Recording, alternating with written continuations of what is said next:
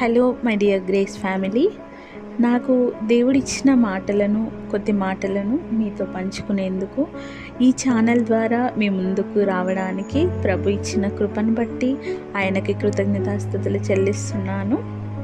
ఈరోజు మనం మత్తయి 11:28 ద్వారా దేవుడు మనతో ఏం మాట్లాడుతున్నాడో విందాం. ప్రయాసపడి భారం మోసుకొంచున్న సమస్త జనులారా నా యొద్దకు రండి, నేను మీకు విశ్రాంతి కలుగజేతును. నేను సాత్వికుడను, దీన మనస్సు కలవాడను కనుక మీ మీద నా కాడి ఎత్తుకొని నా యొద్ద నేర్చుకొనుడి. ఈ విధంగా దేవుడు మాట్లాడుతున్నాడు. అయితే మనం ఈ లోకంలో చూసినట్లయితే ఒక మనిషి తన జీవిత కాలమంతా కష్టపడేది దేనికోసం అంటే చివరికి విశ్రాంతి తీసుకోవడానికి.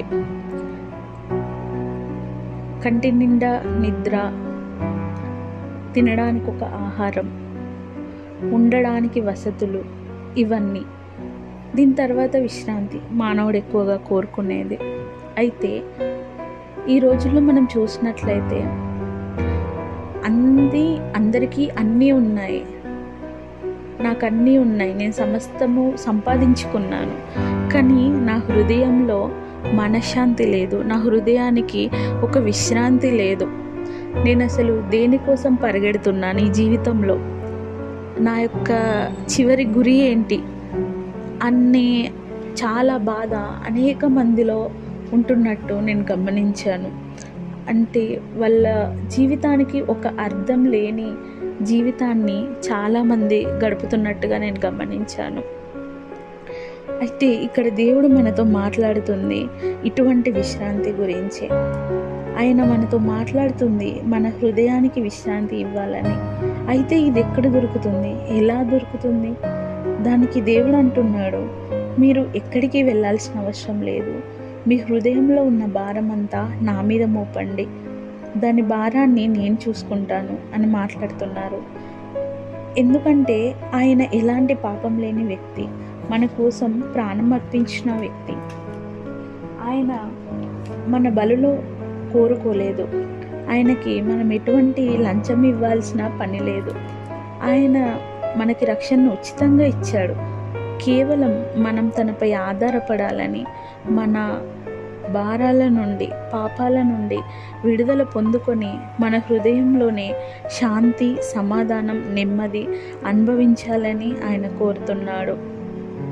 ఈరోజు మీరు ఎటువంటి సమస్యతో బాధపడుతున్నారో, ఎలాంటి భారం మోస్తున్నారో, మేబీ అందరి చేత వెలివేయబడిన పరిస్థితిలో ఉన్నారేమో, అందరిలో ఒంటరితనం అనుభవిస్తున్నారేమో, ఏమి చేసినా ఎంత సంపాదించినా హృదయంలో నెమ్మది, శాంతి లేకుండా ఉన్నారేమో. మిమ్మల్ని ఈరోజు ఆయన శిలువ యొద్దకు పిలుస్తున్నారు. ప్రయాసపడి భారం మోస్తున్న సమస్త జనులారా నా యొద్దకు రండి, నేను మీకు విశ్రాంతినిస్తాను. నేను సాత్వికుడను, దీన మనస్సు కలవాడను కనుక మీ మీద నా కాడి ఎత్తుకొని నా యొద్ద నేర్చుకొనుడి, అప్పుడు మీ ప్రాణములకు విశ్రాంతి దొరుకును.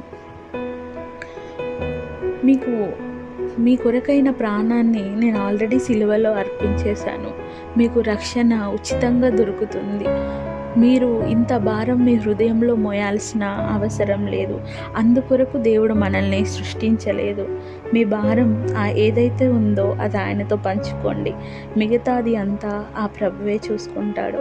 ఆయన మీద విశ్వాసం ఉంచండి. ఒక భక్తుడు అంటారు, a little faith will bring your soul to heaven, but a lot of faith will bring heaven to your soul. దీని అర్థం ఏంటంటే, దేవుడిపై నీకున్న ఒక చిన్న విశ్వాసం నిన్ను పరలోకానికి తీసుకొని వెళ్తుంది, కానీ అదే దేవునిపై నీకున్న అమితమైన విశ్వాసం పరలోకాన్ని నీ హృదయంలోకి తీసుకొస్తుంది.